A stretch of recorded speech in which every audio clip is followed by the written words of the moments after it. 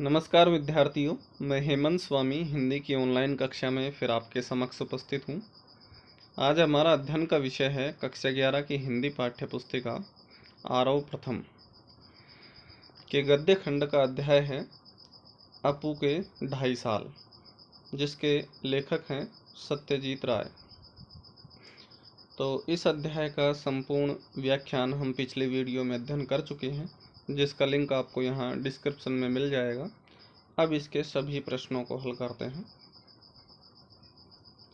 इस अध्याय का प्रथम प्रश्न है, पथेर पांचाली फिल्म की शूटिंग का काम 2.5 साल तक क्यों चला? तो इसका जवाब है कि पथेर पांचाली फिल्म की शूटिंग का काम 2.5 साल तक निम्नलिखित कारणों से चला। प्रथम कारण है कि लेखक विज्ञापन कंपनी में काम करते थे। काम से फुर्सत मिलने पर ही शूटिंग की जाती थी। अगला कारण है कि कलाकार को इकट्ठा करने में समय लग जाता था, इसलिए शूटिंग का काम 2.5 साल तक लगा।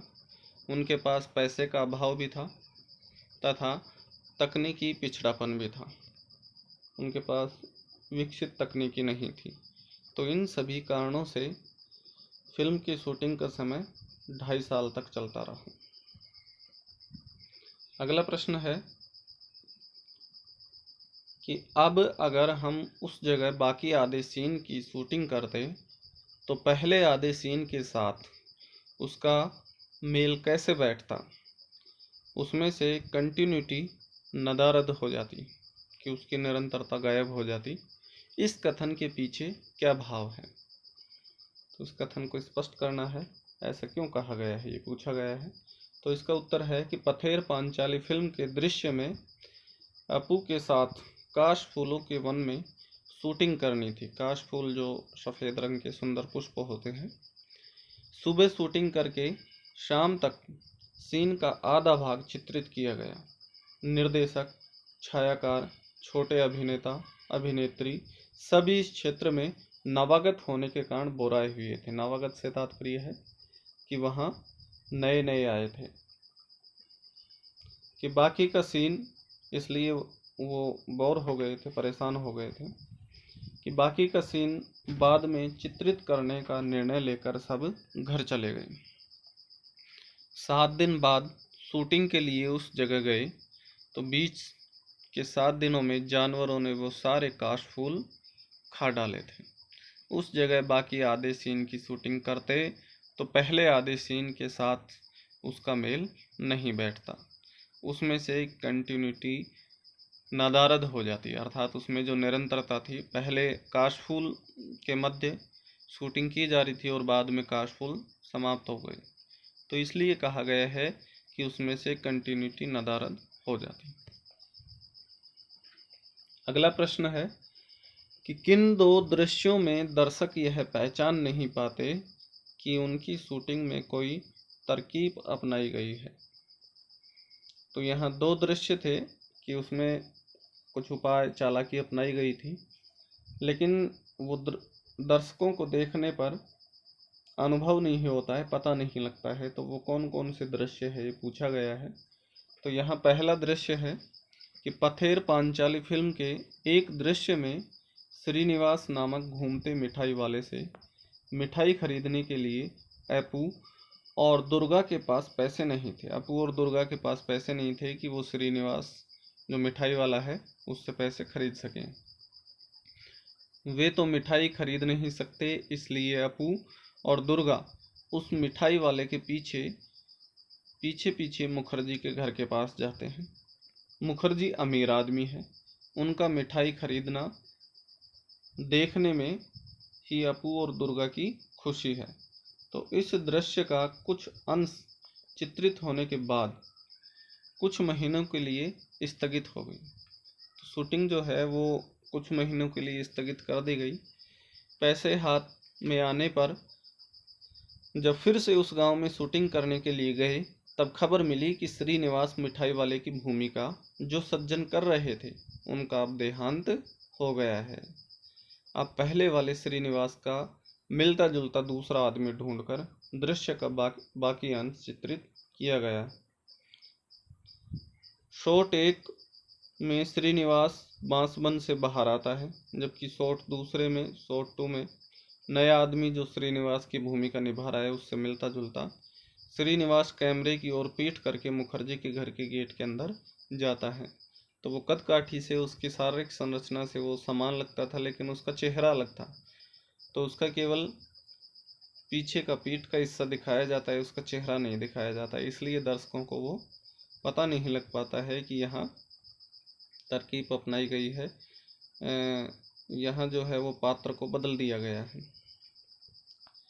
और दूसरा दृश्य है कि एक दृश्य में अपू खाते खाते ही कमान से तीर छोड़ता है, उसके बाद खाना छोड़कर तीर वापस लाने के लिए जाता है। सर्वजया बाएं हाथ में वह थाली और दाहिने हाथ में निवाला लेकर बच्चे के पीछे पीछे दौड़ती है, लेकिन बच्चे के भाव देखकर जान जाती है कि वह अब कुछ नहीं खाएगा।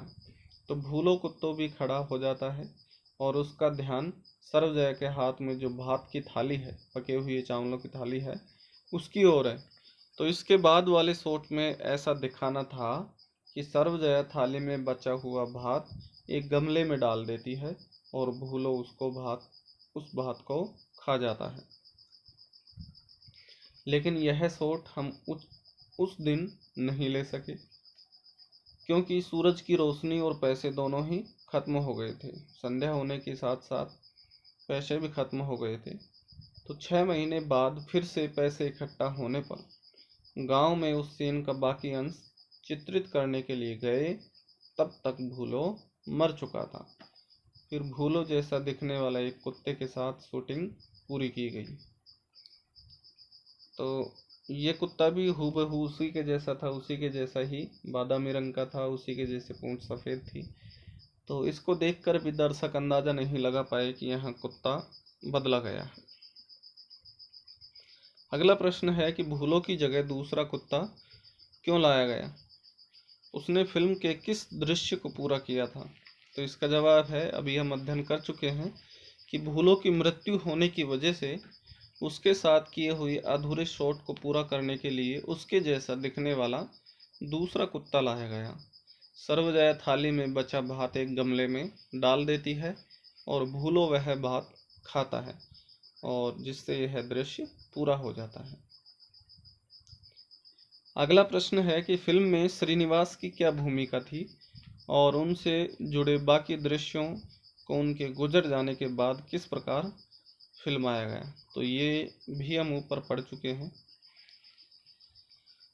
पथेर पांचाली फिल्म के एक दृश्य में श्रीनिवास नामक घूमते मिठाई वाले से मिठाई खरीदने के लिए अपू और दुर्गा के पास पैसे नहीं हैं। वे तो मिठाई खरीद नहीं सकते, इसलिए अपू और दुर्गा उस मिठाई वाले के पीछे पीछे मुखर्जी के घर के पास जाते हैं। मुखर्जी अमीर आदमी है, तो उनका मिठाई खरीदना देखने में ही अपू और दुर्गा की खुशी है। तो इस दृश्य का कुछ अंश चित्रित होने के बाद शूटिंग कुछ महीनों के लिए स्थगित हो जाती है, रुक जाती है पैसों के अभाव के कारण। और जैसे ही पैसे हाथ आए, तब फिर जब उस गांव में शूटिंग करने के लिए गए, तब खबर मिली कि श्रीनिवास मिठाई वाले की भूमिका जो सज्जन कर रहे थे, निभा रहे थे, उनका देहांत हो गया है। अब पहले वाले श्रीनिवास का मिलता जुलता दूसरा आदमी ढूंढकर दृश्य का बाकी अंश चित्रित किया गया, जिसमें पहले शॉट में श्रीनिवास बांसबंद से बाहर आता है और दूसरे शॉट में जो श्रीनिवास की जगह जो व्यक्ति भूमिका निभा रहा है, वो श्रीनिवास कैमरे की ओर पीठ करके मुखर्जी के घर के गेट के अंदर जाता है। अगला प्रश्न है कि बारिश का दृश्य चित्रित करने में क्या मुश्किल आई और उसका समाधान किस प्रकार हुआ। तो इसका जवाब है कि पैसों की कमी के कारण ही बारिश का दृश्य चित्रित करने में बहुत मुश्किल आई थी। बरसात के दिन आए और चले गए, लेकिन पास पैसे नहीं थे, इसलिए वो शूटिंग भी नहीं कर पाए। इस कारण शूटिंग बंद थी। आखिर जब हाथ में पैसे आए, तब अक्टूबर का महीना शुरू हुआ। शरद ऋतु में बारिश होना तो कम ही बनता है। निरभ्र आकाश के दिनों में भी शायद बरसात होगी। इस आशा से मैं, अपू और दुर्गा की भूमिका करने वाले बच्चे कैमरा और तकनीशियन को साथ लेकर हर रोज देहात में जाकर बैठे रहते थे। आखिर एक दिन शरद ऋतु में भी आसमान में बादल छा गए और धुआंधार बारिश शुरू हुई और शॉट को चित्रित किया गया और वह शॉट बहुत ही अच्छा चित्रित हुआ। अगला प्रश्न है कि किसी फिल्म की शूटिंग करते समय फिल्मकार को जिन समस्याओं का सामना करना पड़ता है उन्हें सूचीबद्ध कीजिए। फिल्म की शूटिंग करते समय किन किन समस्याओं का सामना करना पड़ता है फिल्मकार को? कि फिल्म की शूटिंग करते समय फिल्मकार को निम्नलिखित समस्याओं का सामना करना पड़ता है कि कलाकारों का चयन करना पड़ता है, कलाकारों के चयन में भी काफ़ी समस्या आती है, और पैसे या धन की कमी आ जाती है तो वो भी एक बड़ी समस्या है। दृश्यों को निरंतरता बनाए रखने में विघ्न पड़ जाता है बार बार, जैसे कि दो कारण यहाँ बताए गए हैं कि भूलो कुत्तों का मर जाना और श्रीनिवास मिठाई वाले का मर जाना। शूटिंग के लिए अच्छे स्थानों की खोज करना, जिस प्रकार से वो काशफूल वाले स्थान का खोज करते हैं, लेकिन वहाँ पर काशफूल जब जानवर चढ़ जाते हैं तो अगले वर्ष का इंतज़ार किया जाता है। और संगीत तैयार करवाना, एक अच्छा श्रेष्ठ संगीत तैयार करवाना, इन सभी समस्याओं का सामना करना पड़ता है फिल्म को शूटिंग करते समय। अगला प्रश्न है कि 3 प्रसंगों में सत्यजीत राय ने कुछ इस तरह की टिप्पणियां की है कि दर्शक पहचान नहीं पाते हैं कि यह फिल्म देखते हुए इस ओर किसी का ध्यान नहीं गया इत्यादि। ये प्रसंग कौन से हैं, चर्चा करें और इस पर भी विचार करें कि शूटिंग के समय असलियत फिल्म को देखते समय कैसे छिप जाती है। तो यहाँ 2 दृश्यों के बारे में तो हम पूर्व में चर्चा कर चुके हैं, तो इनको पुनः दोहरा लेते हैं कि फिल्म शूटिंग के समय 3 प्रसंग प्रमुख हैं। भूलो कुत्तों के स्थान पर दूसरे कुत्ते को भूलो बनाकर प्रस्तुत किया गया, क्योंकि वह उससे मिलता जुलता था, उसी के रंग रूप आकार का था। दूसरा जो है वो रेलगाड़ी से धुआं उठवाने के लिए 3 रेलगाड़ियों का प्रयोग किया गया, ताकि जो काशफूल के बैकग्राउंड में जो धुआं उठेगी तो काशफूल सुंदर दिखाई दे सके, वह जो दृश्य है मनोहारी लग सके। काशफूल को जानवरों द्वारा खा जाने के बाद अगले मौसम में सीन के शेष भाग की शूटिंग पूरी कराना। अगला है कि श्रीनिवास का पात्र निभाने वाले कलाकार की मृत्यु के बाद दूसरे व्यक्ति से उसका शेष भाग की शूटिंग पूरा करवाना। तो इसमें मिलते जुलते दृश्य और कलाकारों को लिया गया है और उसमें एडिट कर दिया जाता है, एक दृश्य को दूसरे दृश्य जोड़ दिया जाता है, इसलिए दर्शकों को ये आभास नहीं होता है। अगला प्रश्न है कि मान लीजिए कि आपको अपने विद्यालय पर एक डॉक्यूमेंट्री फिल्म बनानी है। इस तरह की फिल्म में आप किस तरह के दृश्य को चित्रित करेंगे? फिल्म बनाने से पहले और बनाते समय किन बातों पर ध्यान देंगे? तो यह आप अपने स्वविवेक से भी ये प्रश्न का उत्तर दे सकते हैं। वैसे प्रश्न का उत्तर प्रस्तुत है कि विद्यालय पर डॉक्यूमेंट्री फिल्म बनाने के लिए हम उसका बाहरी परिसर, आंतरिक संरचना, प्रधानाचार्य, आचार्य, शिक्षक, विद्यार्थी, दिन भर की विविध गतिविधियां आदि दृश्य को चित्रित करेंगे। डॉक्यूमेंट्री फिल्म एक ऐसी फिल्म होती है जिसमें काल्पनिक कहानी और घटनाओं की कोई जगह नहीं होती है, उसमें वास्तविकता होती है, जबकि उसमें वास्तविक घटनाओं को उसी तरह दर्शाया जाता है जैसी वह है। यही कारण है कि फिल्म में लोगों, स्थानों और वास्तविक घटनाओं को विषय बनाया जाता है। सॉरी। इसलिए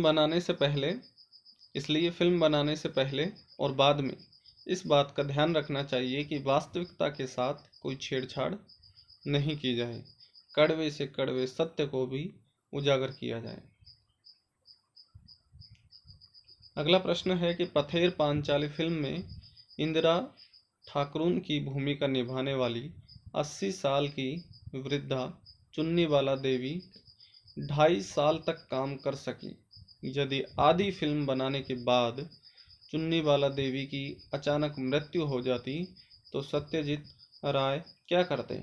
चर्चा करें कि यदि आधी फिल्म बनने के बाद चुन्नीवाला देवी की अचानक मृत्यु हो जाती तो सत्यजीत राय उनके जैसी दिखने वाली वृद्ध महिला को ढूंढते।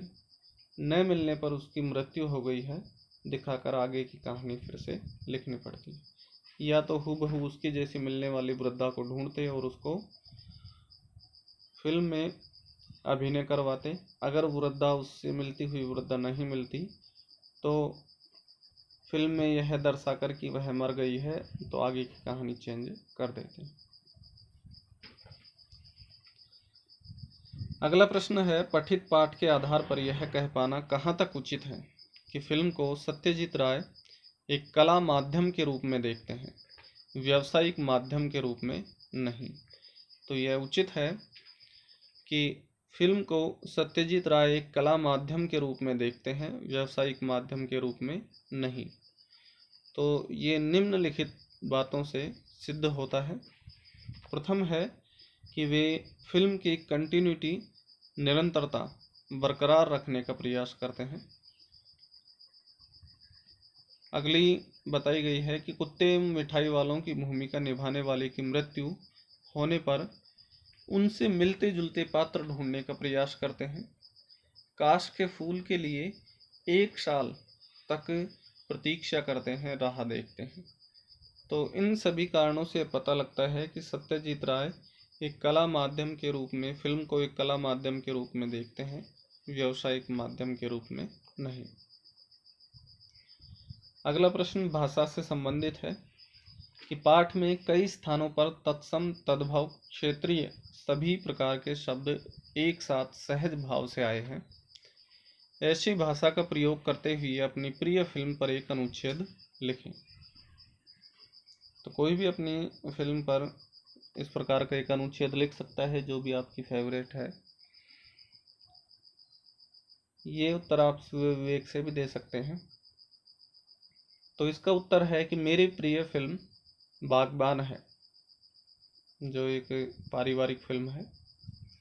इस फिल्म में अपने बच्चों पर अपना सर्वस्व लुटाकर उनको यथासंभव जीवनोपयोगी हर सुख सुविधाएं प्रदान करने वाले माता पिता की जिम्मेदारियां संभालने की बारी जब उन बच्चों की आती है तो उनको किस प्रकार अपने यही माता पिता बोझ लगने लगते हैं। इसी सर्वकालिक सत्य को आधार बनाकर इस फिल्म का निर्देशन किया गया है। इस फिल्म द्वारा आज की युवा पीढ़ी को उनके माता पिता के प्रति कर्तव्य को याद दिलाने का प्रयास किया गया है। अगला प्रश्न है कि हर क्षेत्र में कार्य करने या व्यवहार करने की अपनी निजी या विशिष्ट प्रकार की शब्दावली होती है। जैसे अपू के साथ 2.5 साल पाठ में फिल्म से जुड़े शब्द शूटिंग, शॉट, सीन आदि अंग्रेजी के शब्द हैं, तो ये फिल्म से जुड़े हुए हैं। तो फिल्म से जुड़ी शब्दावली में से किन्हीं 10 की सूची बनाइए। तो फिल्म से जुड़े हुए शब्दों की सूची प्रस्तुत है कि पहला है glamour, playback singer, recording, camera, makeup man, cut, roll, continuity, scene, light, sound, start. तो इस प्रकार से फिल्म के शब्दावली से जुड़े हुए कुछ शब्द थे। अगला प्रश्न है, नीचे दिए गए शब्दों के पर्याय इस पाठ में ढूंढिए और उनका वाक्यों में प्रयोग कीजिए। तो इश्तेहार का अर्थ होता है विज्ञापन, खुशकिस्मती का अर्थ होता है सौभाग्य, सीन होता है दृश्य, और वृष्टि वर्षा होती है बारिश, और जमा होता है एकत्र करना, इकट्ठा करना। तो इश्तेहार का अर्थ होता है विज्ञापन। इसका वाक्यों में प्रयोग है कि आज का युग विज्ञापन का युग है। आज का युग विज्ञापन का है। खुशकिस्मती, सौभाग्य, इसका अर्थ होता है। वाक्यों में प्रयोग है कि यह मेरा सौभाग्य है कि मुझे आपके साथ काम करने का अवसर मिला, मौका मिला। अगला है सीन, जिसका अर्थ होता है दृश्य, कि इसका वाक्यों में प्रयोग है कि बच्चे के हंसने का दृश्य बहुत ही लुभावना होता है, सुंदर होता है, मनमोहक होता है। अगला है वृष्टि, जिसका अर्थ होता है बारिश या वर्षा। तो इसका वाक्यों में प्रयोग है कि पहली बारिश में भीगने का अलग ही मजा होता है, आनंद होता है।